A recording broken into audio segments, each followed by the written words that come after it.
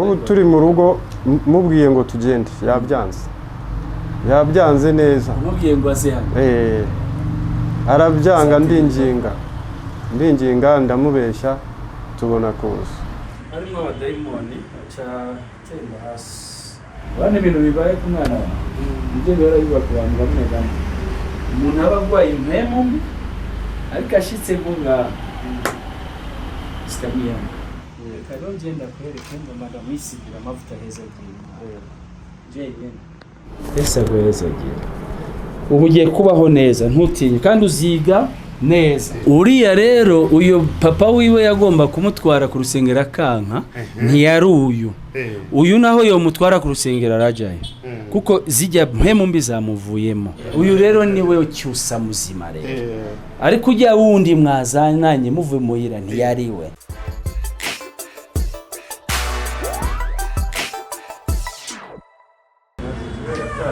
afatwa mu ishuri bikamukubita hasi kugeza aho bwa mbere barambwira ngo yaguye igicuri amwe ngo yaguye igicuri ndavuga ntumwana wanjye ntiyigeze aguye igicuri ibi ntabyo njyana kwa muganga arambwira ati ni isereri ubu turatabagira ibinini tugeze urugo ngo umwana nta kibazo asubira ku ishuri hashirenzeho amezi nk'atatu yongera biramukubita ko yajyaga ku ishuri bikanya bikamukubita yagira ngo arorohewe yagenda noneho bitangira bimukubita ageze no ku marembo yapfa kuba ahetse amakayi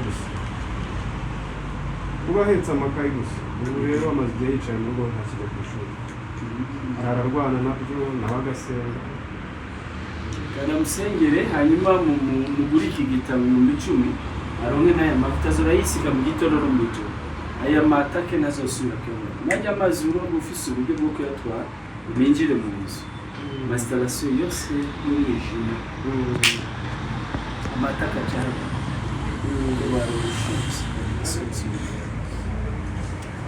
abanyana arimo abadayimoni aca temba hasi rembre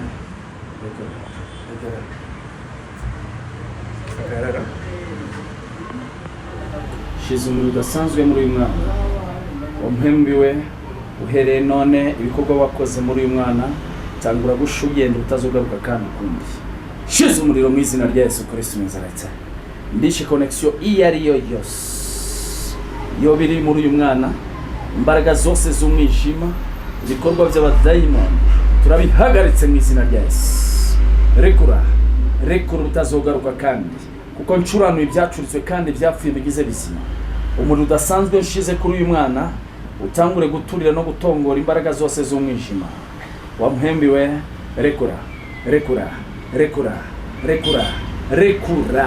rekura ndish installation zarizo zose z'umwijima muhaye amagara meza muhaye intsinzi uyu mwana yakira gukira utazosubira kandi gutega ukundi impemu mbi zarizo zose niyo zoba zamwiyambuye watizimutimbiye hanze ntibigikunze ko mwinjira kuko mpinduye umuriro uyu mubiri we umuriro arindwe mu buryo budasanzwe n'ubushobozi budasanzwe uhereye no munsi yakira gukira udasubirwamo aryama asinziye ajye ku ishuri bikunde ubuzima bwe buhinduke burundu mu izina rya Yesu bane ibintu bibaye ku mwana wawe ibyo rero biba ku bantu bamwe bamwe umuntu aba arwaye impemu mbi ariko ashitse nkunga sikamiyama ngubu uyu mwana nta na kimwe kiri muri sambere iyo nayo yari kuba zikirimo azikubona yaraye abonekewe n'Imana n'ijoro nta na kimwe nta dayina worondera ingene wa murozi mu gitabo hamaye amavuta azore ayisi agiye kuryama mu gitondo agiye ku ishuri no mu ijoro agiye kuryama just aya mavuta n'umuriro ku mubiri wiwe niyo bije ntibikunda ko byoshobora kandi aya mazi aheza agiye ukayaminjira hariya harara mu nzu nkazijya mbeba muvuga ko zitera iki muri systeme y'abarozi ariko uyu ubu ngubu turavuga nta dayimoni zamaze kugenda hirya ejo nafashe ari umuntu yaje hano ziro ziramurya dayimoni zakije umucanwa mu mutwe ndamufata nukoze ko zimutahari none uko nafise abantu ngomba kwakira namwe wenda gusengera mu nyuma ngenda wicare yari mbahejeje agarutse usanga ngo zagiye ndi muzima nkoze ko usanga ntazirimo zigenda zibonye ahantu giye yo zibonye aho ugiye zitazigenda hari zivuga ati nitwemera yejo haro ubundi muntu yaje hano n'umugore n'abana biwe babiri umuryango wose barwaye maze papa ubu turi mu rugo mubwiye ngo tugende yabyanze neza mubwiye ngo aze hano arabyanga ndinginga ndamubeshya tubona kuza yani uyu uri muhira yari ari mu za diamond zazimurimo ariko agishika nonga mukina ngo abacabona isi yimuka Zechezi mwana ubu witwa nde Jose Cyusa irindi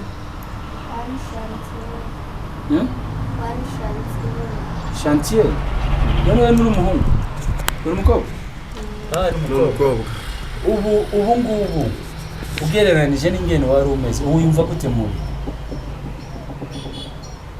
ubu ko wiyumva ntabwo mbizi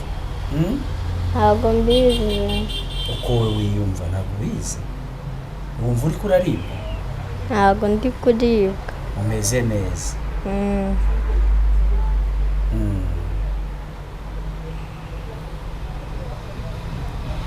urizera Yesu ko ashobora kugukiza umviriza rero ngiye zo rubigenza so rufata amavuta gusa uyisige ukayisiga mu gitondo ugiye ku ishuri uzora wiga neza bigakunda noneho mu ijoro ugiye uryame zo rufata aya mavuta kandi uyisige uzogenda neza biriya bintu wowe ubona by'amazozi mabi wisize aya mavuta yabyo zose urakora uzogira amahoro ugira amagara meza kandi iyo ugiye kuryama wisize amavuta zo ruvutse mu izina rya Yesu Kristo ndiragije amaraso yiwe nzigamwe ndindwe sibyo ufite imyaka ingahe 12 subiramwe aya majambo mwaye n'intoki zawe mama wako tugara amaso dusenga uvuga mwami Yesu marira ibyaha byacu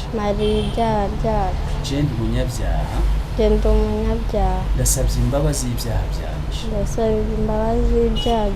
izina ryanje ryandikwe mu gitabo cy'ubugingo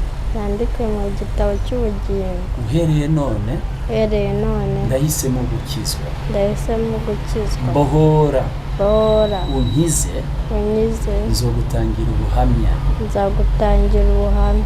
mu izina rya Yesu amen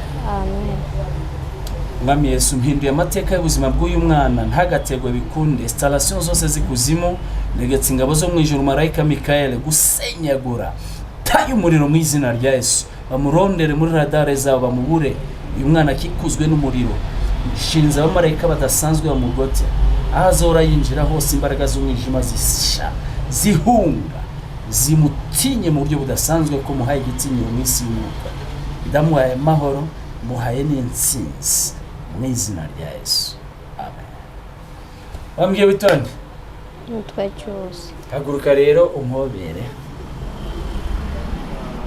Yesu agwezagira ubu ugiye kubaho neza ntutinye kandi uziga neza yicarira uziga neza nta bwoba wisiga amavuta uzotangara nta muco urondera ishengero ry'abarokore usengereye umvise hariya hafi y'imuhira Imana izoguhindurira amateka umuntu w'igitangaza ufashe n'abandi bazoba bariko baratabwa mzengo nanda gusengere gato kuri abiyonzi mubamo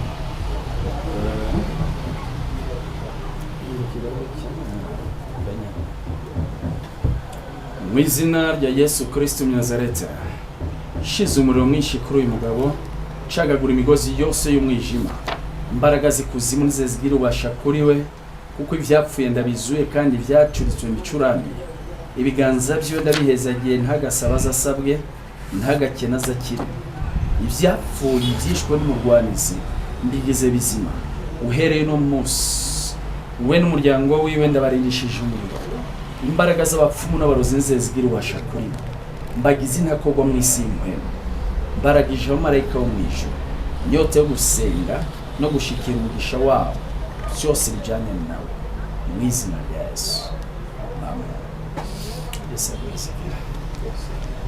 Aha amaka gatabo papa ni yakakugurira uzora ugasoma aka urazi gusoma ni Kirundi ariko gisa n'ikinyarwanda reka ndakubaza usomera ahantu bavuga gute kubita dayimoni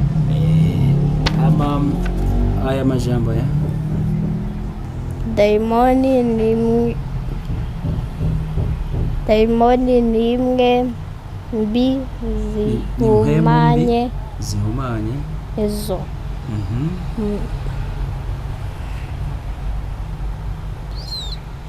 izo memu mbi zikaba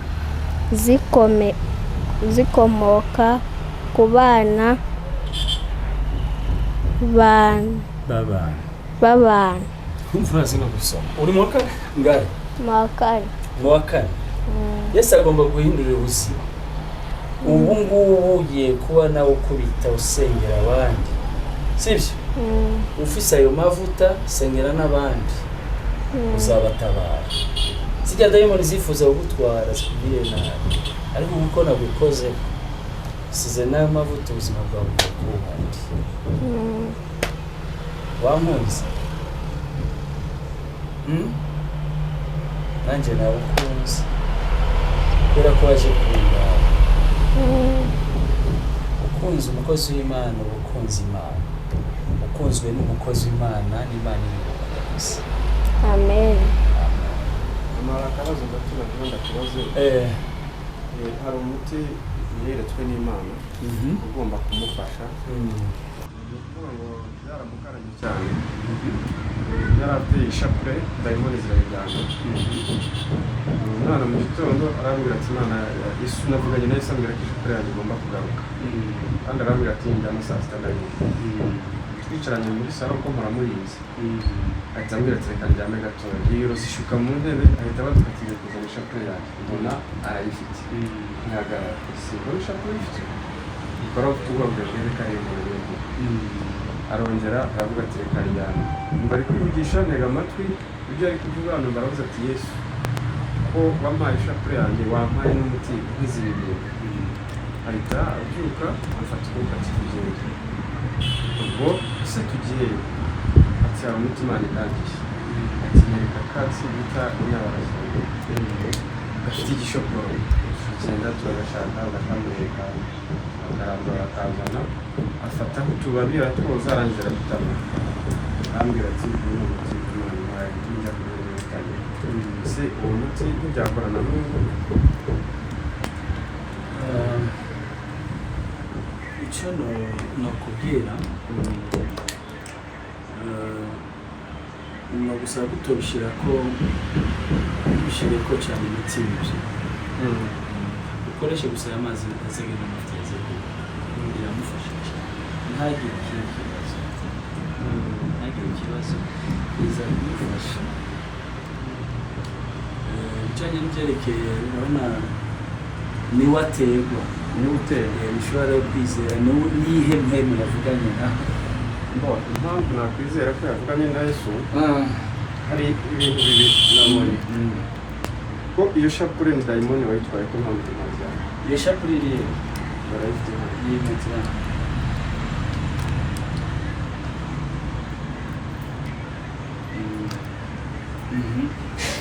iyo shapure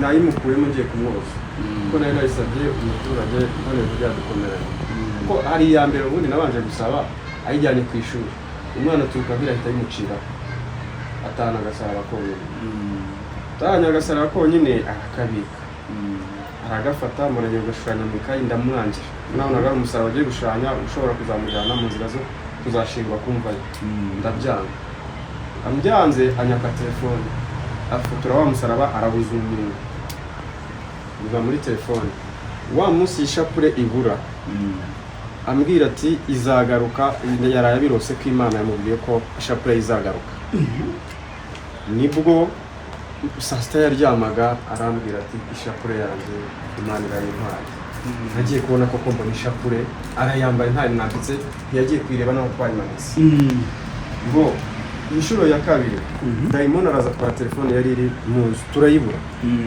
ga telefone gatoya kara ku mwana petit frère ati telefone yanjye ko yarahagiye ese ko tutavugana mu gitondo igihe haragutwe uyu mwana ubwe niwe twibwira ati ni mu gitondo izaza ati Imana yampaye no shapure ya telefone izaza ninjoro ubwe nibwo yavuganye n'Imana aratubwira ati mwe muretse gato yirukankira mu cyumba hari agakapo kabagamo utuntu arazana ibintu arebamo arangije asuka hasi akuramo simukadi zonyine z'ibikwazo ati simukadi isize ati neza ati na telefone iraje yafashe Bibiliya arayirambura ku meza afata ishapure agasaraba agashizemo hagati sinzi ukuntu yabigenje arangije aratubwira ngo mujye kuryama arabanza tubwira muzane iri telefone ntoya mwishira no ku meza irazana byinshi ariko telefone yayizanye tutarajya no kuryama kuko yabyutse bari tukicaye akora kuri ya Bibiliya aragenda yerekera ahantu telefone iri ariko ntiyayirebaga arongera arivugisha abwira Imana ati ko wanyeretse ahiri nkaba ntari kuyireba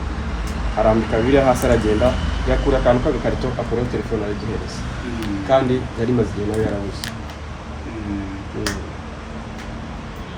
ibintu byose aza gukora inyuma yaho je namusengeye bije mu izina ry'Imana bemere ko ari Imana nemere ko ari Imana ariko nimba bitava ku Mana yibikora ko gucya mbishize ko amavuta uraza gutara amavuta bitaya ikibazo nuko nta mafaranga dufite sinzi niba iki gitabo nicyo bigo mugabo ntacyo uwo gitwara ko amavuta tuyatanga ku uyaronse je na mbere cyangwa kabiri nashira kuri phone yawe nahamagara no akayima nimero yawe cyari kibazo bisoma kimwe n'uyu amavuta rero aha ni kubuntu rero ngenda kwereka ngo magama isigira amavuta heza byiwe jene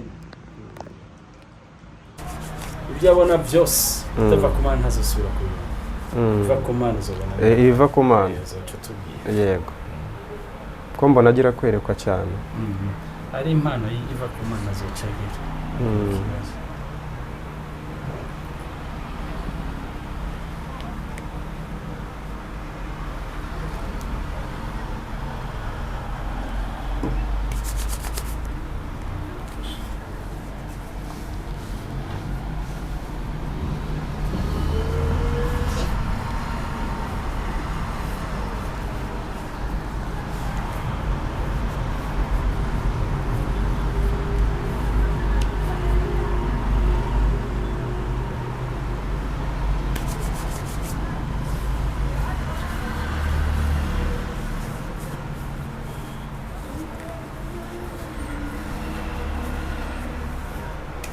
shiza aya mavuta nk'ikimenyetso c'umuriro bitava ku Mana ntibize bigire connection nimwe ku bwonko bw'uyu ariko iva ku Mana gusa aba ari byo bizomutahira avugane nawe ariko bitava ku Mana ndavyishe aya mavuta ahindura umubiri wose umuriro burya atagikorwa na kimwe cyo mwijima kizakora kuri muhimbi mu izina rya Yesu rero usigaye icyo gitabo ugisome yego kimwe na agisome yego yisigaye amavuta gusa amavuta mwana so yisiga mu gitondo agiye ku ishuri yego ubu ishuri ejo ashaka yajya ku ishuri ejo ashaka yajya ku ishuri zobona Imana imufashe imugiriye neza bidasanzwe yego nta by'umwijima bizogire ubasha kureba amazi yo nuko byo umuntu yatera mu nzu gusa bivana n'ubushobozi bw'umuntu uko utwara ikintu cyo twari twitabo sinzi ubihongoro cyurabi ibyo ushoboye yego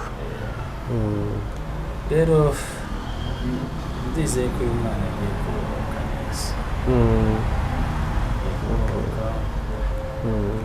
Erega mwana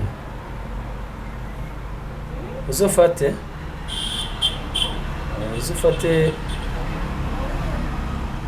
urakunda umusaraba surondera umusaraba wonyine abari ukoresha umusaraba wonyine sibyo zurondera umusaraba nabo ukunda ntacyo uzokoresha mugabo hariho ntugire ubwoba ko nabukoze ko nakora ko byose nta ngorane zongera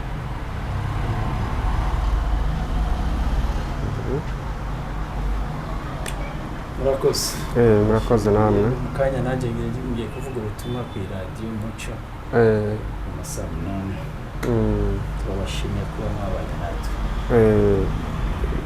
no kuvuga ngo turatwara uyu muti n'iki gitabo urumva utwaye icyo gitabo cyose gafata bityo nta kibazo pasiteri bamubwiye ukuntu wahuye na Yesu yabimeze gusobanura wahuye na Yesu gute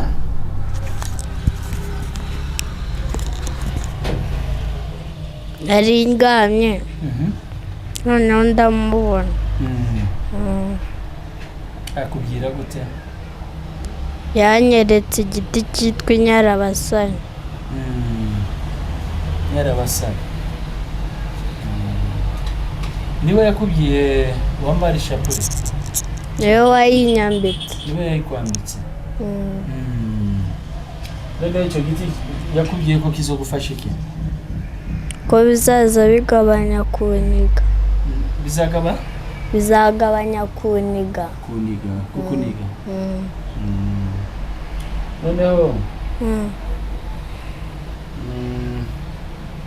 nagomba ndagusaba ikintu sibyo nanjye ni umukozi wa Yesu sibyo kandi igihe byo mubwira niwabikora nta dayimoni izosubira uhereye no munsi papa waraza kubona wisize amavuta nta biza kuza uranyumva neza nagomba ndagusaba ikintu okay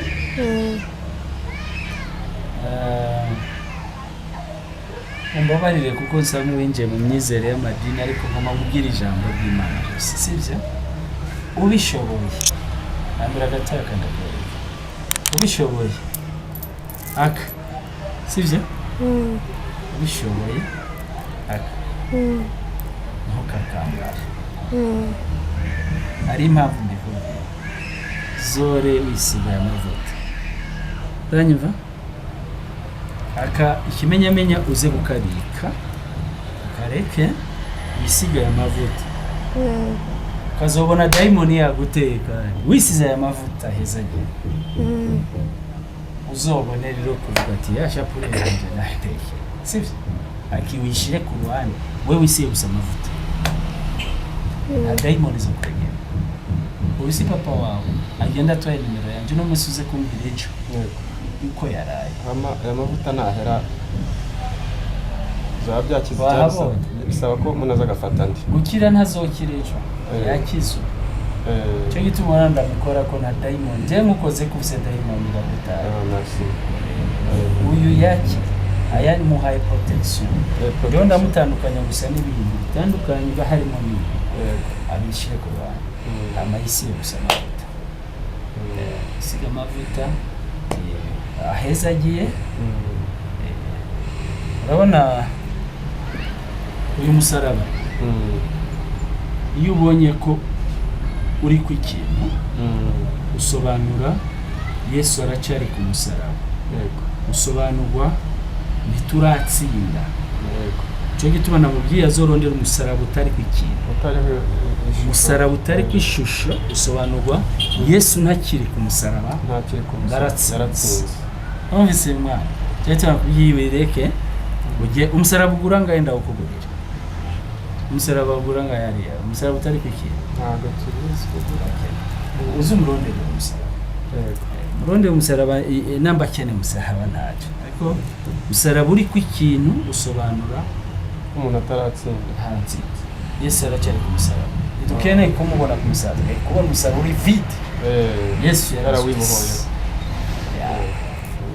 mwana ugiye kubona ubuzima bwawe buhinduka cyose umubwiye by'imbeba na mudamu w'ikanzu. hari imbeba zigutera n'umudamu bimeze gute? haje imbeba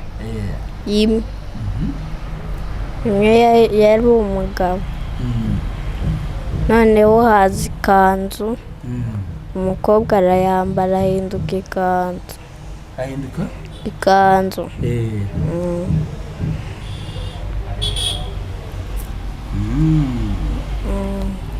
none si iyo mbeba uyibonye hari icyo yahindura mu buzima bwawe wabona gusa irenga n'uyo mugore waramubona iyo mbeba se wayibonye gute? Ni umuntu ni imbeba cyangwa ni imbeba isanzwe? ni umuntu ntabwo ari imbeba ni umuntu yigira imbeba ubu ngubu ikigutangaje ni wisiga ubu ko watanga kwisiga amavuta nta bizobona byo biragutinya ikubona umuriro. Hari ikindi ushaka kubaza pastor? Ntacyo. Uri kubyizera ko biri bugende neza? none se nk'ubu umuntu akubajije arakubaza ati urizera yuko Yesu yatsinze amashetani amajini n'imizimu yose uvyemera? ndabyemera. uravyizera? basi iryo jambo rirahagije gutyo. wahuye n'umukozi w'Imana abohora abantu nagusengeye genda rero wishime usubire mu ishuri usiga bizakura. bansobanurira aho bamusengeye ko bamushyize inzoka mu nda caragata noneho indi ikaba hejuru y'aharara ku mabati umupasiteri wamusengeye ubwo ni ukuvuga ngo ubundi bakimara kumusengera ibyo bintu nibwo yatangiye kutajya no ku ishuri no kuribwa cyane, ariko kurya akabikenera akarya ubona afite na peti ariko ntashobore kujya kwituma. ni ukuvuga ngo ubu noneho yarasiga dutegeka kugura amandazi wagura yagutegeka kugura amandazi 5 na yawurute mu isegonda imwe amandazi 5 akaba yamaze n'ibiryo wabimuha kabiri ugasaba mu nda ye ni zero nta kintu kirimo ntajye kwituma nkeka ko icyo kidayimoni aricyo kibirya ko nta kuntu umwana arenga kwituma yariye. ndakubaze mwana wewe uheruka kujya ku mwanda mukuru ryari kuri toilette ku mwanda mukuru? ntabwo urajyayo? ntiwibuka umunsi igihe nk'ukwezi kurimo?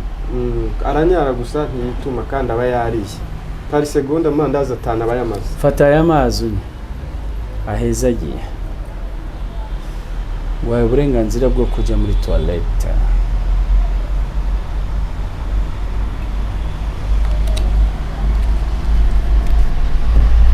uhereye no munsi negetse ingabo zo mu ijoro guhindura amateka y'iyinda kirimo gitangure gusha rekura uyu mwana agende muri toilette. uhereye no munsi muhaye uburenganzira bwo kwituma nk'abandi kubwa Yesu Kristo mu Nazareti. niyatangura kujya muri toilette uzocuhamagara umubwire uzotangura kujya muri toilette no munsi nyine uraza kuza kumva ushaka.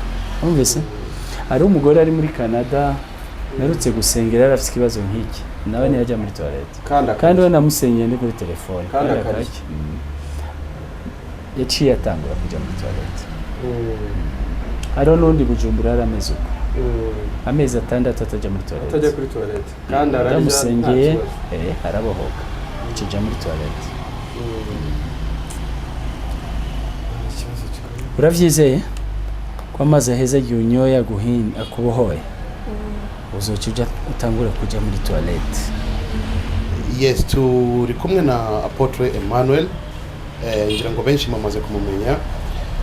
Turi kumwe n'uyu mupapa n'umukobwa we yitwa Cyusa mu kanya gato yabasengeye ariko ni byinshi twumvishe mu buhamya bwa Cyusa ngo Cyusa bamworeje inzoka mu nda iramuniga yubamuhaye amakaye kugira ngo ajye kwiga iramubuza kujya kwiga bikamukubita hasi. umwana amaze iminsi atarimo kwiga ubu ngubu. ikindi nuko amaze igihe kinini arimo kurya ariko ibiryo yariye of course umuntu muzima bigomba gukora digestion akajya muri toilette kwituma, ariko Cyusa amaze igihe kinini atajya no muri toilette. So papa we araceka ko iriya nzoka bohereje mu nda niyo irimo kurya bya biryo ku buryo Cyusa ntabwo abona ukuntu yajya muri toilette. Cyusa na papa we bakaba basuye Apotre Emmanuel. Apotre Emmanuel yakoze amasengesho, yabahaye amazi n'amavuta bihezagiye n'igitabo cyo kujya kwiga. Ariko Apotre Emmanuel kuva yumvishe kesi y'umwana yakiriye gute, urimo kwibona gute Apotre? Ibyo ni ibintu bisanzwe mu matake ya misi yose y'abadayimoni bakorera abantu benshi. Basanga bataka abana, bakataka n'ibindi bitandukanye. Ahubwo no kubera ko uyu mwana dayimoni ubundi zamutera mushitse hano zari zamaze kumwiyambura, ubundi byari kumukubita hasi. Ariko rero gituma muhaya amavuta no kugira ngo niyo yosohoka bya byizigiro by'abadayimoni kumwambarira hanze niba bigikunze, kuko umwana ba ari umuriro. Ibyo rero bijyanye n'ibyo kutajya kwituma kandi umuntu afungura kenshi na kenshi, mbo izo kamaze guhura nazo mu misi yeze hariho nawe nayo umuntu hari muri Canada, we namuboreje kuri telefone acajya muri toilette kwituma. Ibujumbura nigeze kuboza umuntu yaramaze amezi 6 atajya muri toilette kandi afungura, nawe birakunda ajya muri toilette. Birashoboka cyane ko ubushobozi bw'Imana bubohora umuntu mu bihe bitandukanye mwene ibyo. Uyu mwana rero yarafise amatake, nico gituma muhaye amavuta, musize amavuta, muhaye amazi ahezagiye, bagende baminjire muhiri wabo, hanyuma se azoduha ubuhamya intaye inyuma yaha. Icyo nzi nuko twamubohoje. Nka biriya bintu byo kuvuga ngo inzoka, hari inzoka zijya zoherezwa mu nda cyangwa n'ibiki? Ikimenyetso cy'inzoka ni igikorwa cy'umurwanizi, birakunze gukoreka cyane aho barungika abantu bakabarungikamwe inzoka. Iyi nzoka zigakora ibintu by'amarorerwa. Muzokumva intahe abantu benshi, narinjiriwemo n'inzoka mu nda, narinjiriwe n'inzoka ku kuguru, ibintu mwenuko. Nkuko meruka kuboza umuntu agwaye impwemu mbi, iyo mpwemu mbi yaza mu buryo bw'inzoka ikizingira ku kuguru ku buryo atashobora kugenda neza.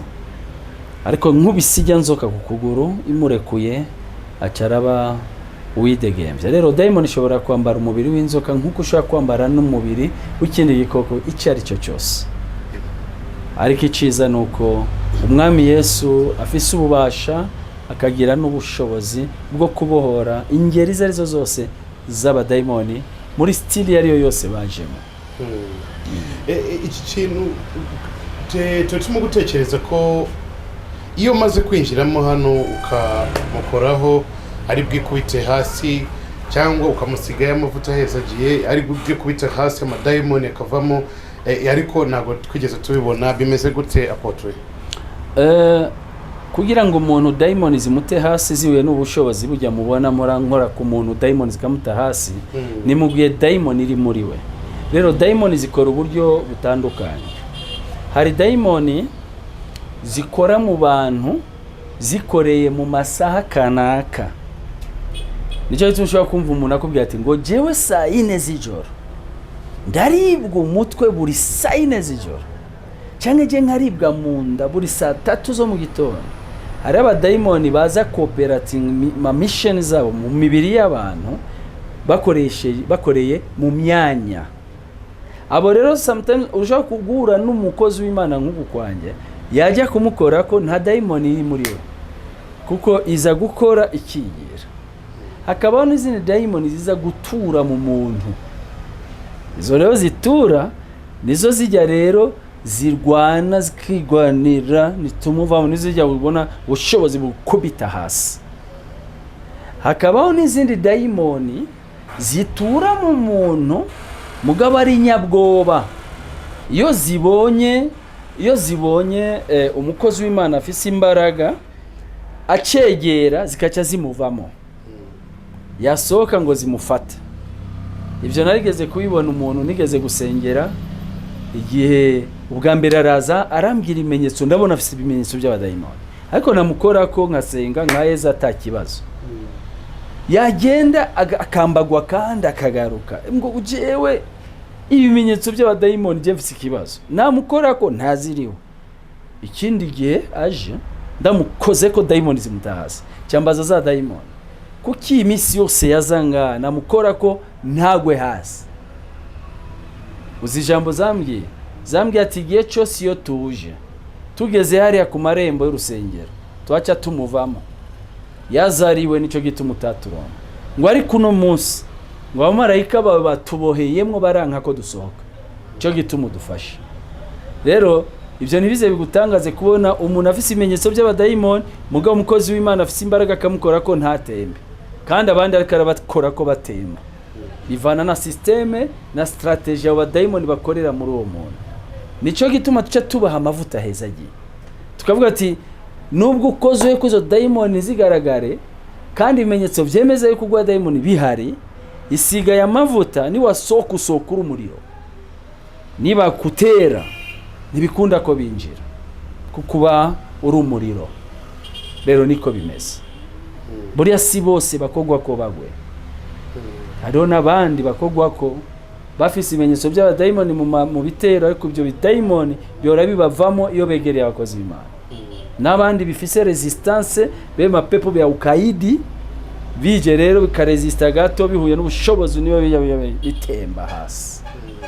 Nk'uyu mwana ibimenyetso byemeza ko agwaye abadayimoni biriho ariko aha mu biro yinjiye zitarimo, bidasobanurwa ko bataza kumutera cyo gituma namu size amavuta uyu mwana.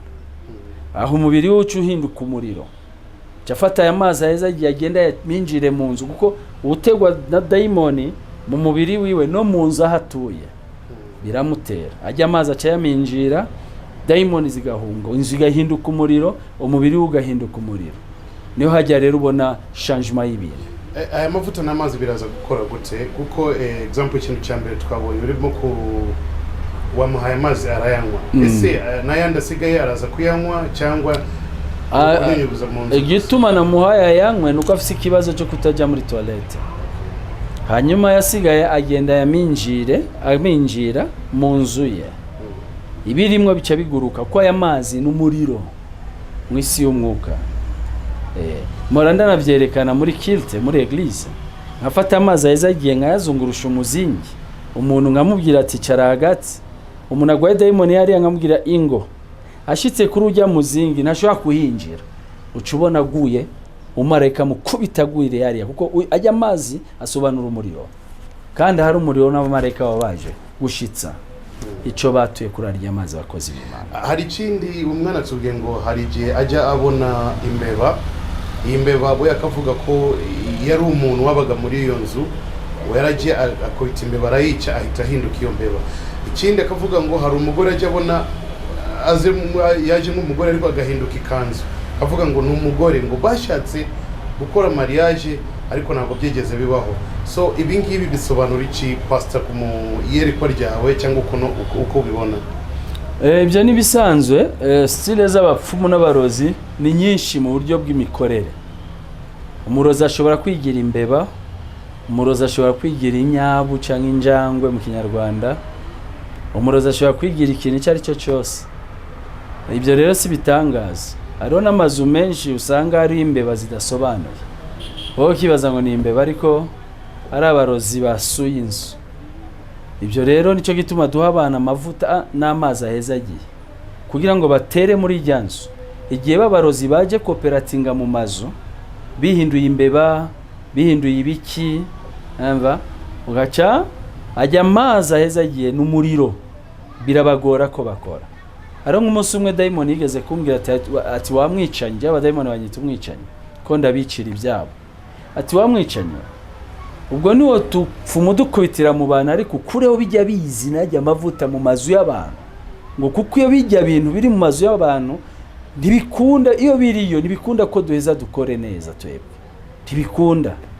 hari ubushobozi maze yazagiye n'ubushobozi ni kujya umukozi w'Imana ashobora kwereka umuntu agwa dayimoni kiganza ukabona aratemba hasi burya bushobozi nibwo waba buri muri ibyo yahezagiye iyo uzungurukije amazi birakunda icyo nico rero kintu ishengero rya Kristo rikwiye kwibuka ko ryahawe ububasha bagakoresha ibintu n'ibikoresho cyo gituma Kristo yatugisha gukoresha ibikoresho kubera iki kiganza nico guma kirindiriye imbeba cyangwa umurozi ahazaza kuzira ariko amazi yaminjiriye ni kimenyetso cy'ubushobozi cyo gituma na Yesu arabo yakiza mu ijambo akagira n'abandi akiza akoresheje amate n'imisenyi yabivuruze akamusiga abandi akabasiga abandi bagakira kubw'amazi ibintu mwene ibyo babyita ibikoresho by'abakora deliverance bijya bikoresho rero nibyo bigenda bigaheza bikaproteja amazu bigaproteja n'abantu. Okay, ikibazo cya nyuma ese azabikoresha mu gihe kingana gute azaba yakize mu gihe kingana gute mu gihe arimo gukoresha amazi n'amavuta? Amazi n'amavuta nta gihe runaka n'ibintu umuntu akeneye iminsi yose ni byiza rero kurya umugwaniza aticara niko na wewe ukeneye kwisiga amavuta aranyumva rero kubijyanye n'ivyerekeye gukira iyo umuntu asengewe gukira nubwo nyene arashobora kwizera agakira ariko rero bivana n'uburemere bwo kwizera k'umuntu. Icyambere umuntu ashobora gusengerwa atizeye icyo gihe ni nk'umuhungu amenya imbuto hanze y'umugore izo mbuto zipfa ubusa kubera yuko zitahuye n'iyindi mbuto hanyuma bivyara umwana. Rero iyo umukozi w'Imana asengeye umuntu atagira ukwizera uyo muntu azomara imyaka yo kubaho kwiwe kose adakize kuko ntiyizera. Icyo bituma ubona uyu mwana naguma ndamubaza amajambo ajyanye n'iby'imyizera ni ukugira ngo iyo yizeye ni right now. Hama kwizera nako kurimo ibice bibiri, hari ukwizera kuzuye niko kujya kuza n'ibitangaza by'ikibiriraho, hakabaho n'ukwizera kutuzuye umuntu akagenda ahingurwa n'ijambo akagenda kurira mu kwizera na niko agenda aronka ibitangaza. Ku mwana mutoya kuko kwizera ku mwana mutoya biba ako kanya ushobora kumubaza gutya akizera bitandukanye n'umuntu mukuru. Umuntu mukuru ashobora kuba arimo gushidikanya akavuga reka ngerageze, ariko umwana ubona bitewe n'imyaka ye n'ibitekerezo bye n'umutima we kenshi ni mpamvu mu Kinyarwanda bakunda kuvuga ngo umwana ni umumarayika. Ese uyu mwana mu kwizera kwe byo bimeze gute? Yakwizera gute? Byamukiza bimeze gute? Abana barimo imico ibiri, hari abana baba bamaze guca ubwenge niyapfuye aje kuzimu namba atagomba kwakira Yesu, hakabaho n'abana niyapfuye ntagombye kwizera, niba abana baba bataraca ubwenge. Nicyo gituma usanga buri shengero rinabatiza amashengero y'abarokore babatiza umwana amaze guca ubwenge. Nk'amashengero amwe y'abarokore abatiza umwana amaze guca ubwenge. Rero bivana n'ubukure bw'uyo mwana n'ubushobozi bw'ubwenge amaze kugira. Ataragira ubwenge bwo kumva ngo yizere ashobora gukira atakibazo na kimwe bitamusabye kwizera, bimusabye umukozi w'Imana. Ariko ari umwana amaze guhitamo kumenya icyiza n'ikibi n'amahitamo yiwe, it's up to him kuko niwe ategerezwa guhitamo. Ashobora kuba n'umwana na mugabo wamwigisha kandi akavyanka, je bijya bintu bambwiye sibyo simbikeneye, urumva bari kariyahura. Ariko ashobora kuba ari umwana mugabo iby'umubwiye akavyumva, igitangaza ciwe kiba kiraho, nta kibazo kiba kiriho, no bivana n'imyaka y'uyo mwana. Asante sana. Icyusa ubu ngubu uvuye kwa Portrait Emmanuel, amaze kugusengera, amaze kugusiga amavuta, yaguhaye n'ayandi uri gutahane, yaguhaye twereka.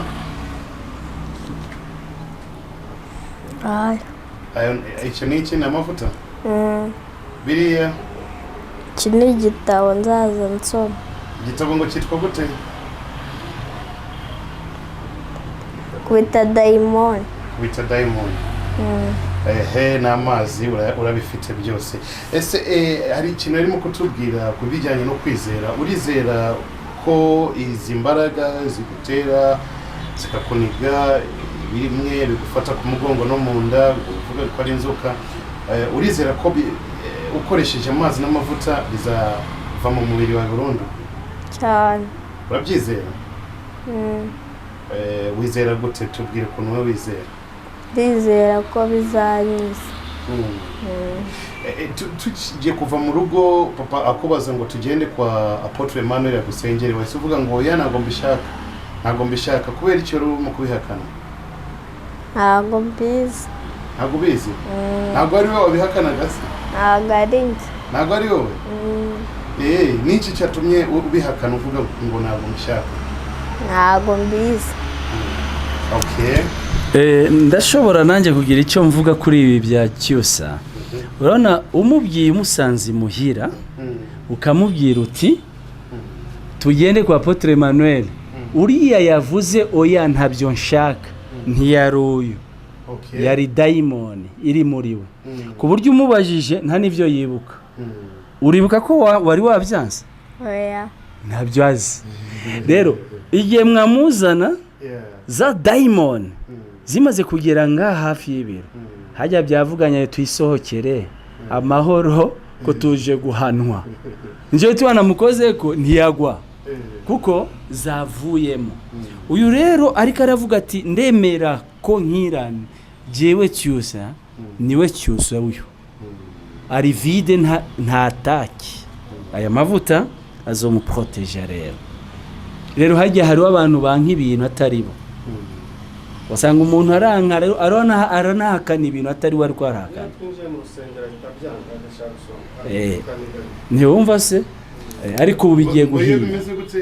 Uvuga ngo iyo twinjiye mu rusengero ahita abyigana ati dusohoke nkamuhambira, noneho namwinjizamo ku mbaraga ahita anyaka telefone agahita ashyiramo game agakina game. Uriya rero uyu papa wiwe yagomba kumutwara ku rusengero akanka, ntiyari uyu naho yo mutwara ku rusengero arajaye kuko zijya mpemu mbi zamuvuyemo. Uyu ni muzima, uyu ashobora kwemera ibyo se ibyo yahora yanga. Ubu Cyusa shatse tujane gusenga wavyemera? Ntabyemera. Kandi urabikunze? Ndabikunda cyane. Ariko ese igihe papa yakubwira mujye gusenga ukanka yari wewe? Ntabwo mbizi. Nta n'ibyusa. Uriya muntu wabwira tujye gusenga kanka ntiyari Cyusa, yari umuzima. Dayimoni ifise ububasha bwo kukwaka ubwenge bukagenda hanyuma yo ikivugira muri wewe. Kijya kimuvugiramo akavuga izina rye ndakwica Cyusa. Ntiyumva. Kibaza ukuntu umwana avuga ati ndakwica kandi ari we wivuga bikanyobera. Genda rero ubu ko atanguye ko namukozeko tanguye kwisiga amavuta urabe ko ibyo bizosubira. Azore yisiga amavuta Cyusa ubu ugiye kuba musha, ntawe uzogushobora.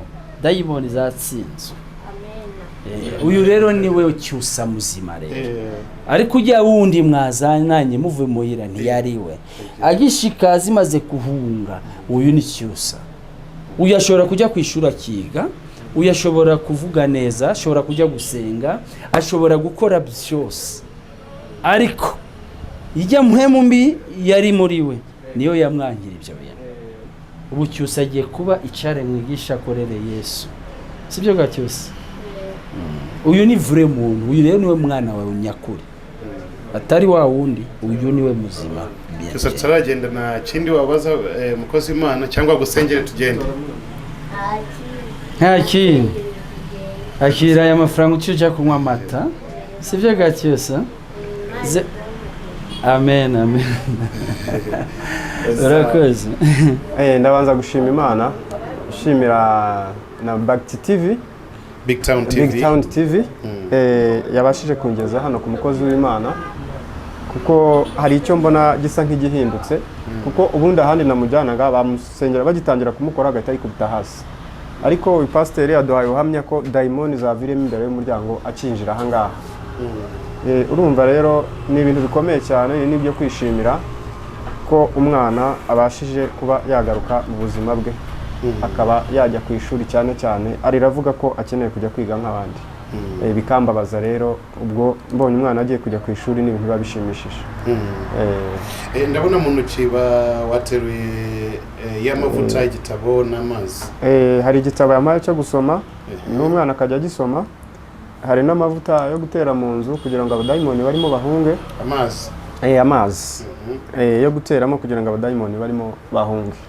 kuko yadusobanuriye ko iriya mbeba umwana akunda kwerekwa ari umudayimoni ubutambagiramo hanyuma aya mavuta nayo agomba kujya yisiga agiye kuryama kugira ngo abadayimoni batamukoraho aya niyo protection ye yavuze ngo namara kwisiga amavuta azajya ku ishuri yige neza amadayimoni ntabwo azongera kumutera ibi ngibi nje ndashaka mugerageze muze gutanga ubuhamya ariko kuva ejo umwana asubire ku ishuri ajye kwiga ni ukuvuga ngo agomba kujya ku ishuri cyane cyane mbibonayo avuye ku ishuri ariko nka mbere hari igihe navuze ngo umwana atangiye kujya ku ishuri noneho kuva mbibuze ntiyongeye no kujyayo kuko nabyo biba bifite imbaraga zabyo bigahita bikoresha strategy zindi kuko urabona icyumweru n'iminsi birashize atiga atava no mu rugo turara twicaye reka dutegereze inyuma yo gukoresha dutegereze nyuma y'ibi ngibi nubwo pasiteri yatubwiye ati kwizera niko kwa mbere ko ugiye mu gushidikanya ntabwo uba wizeye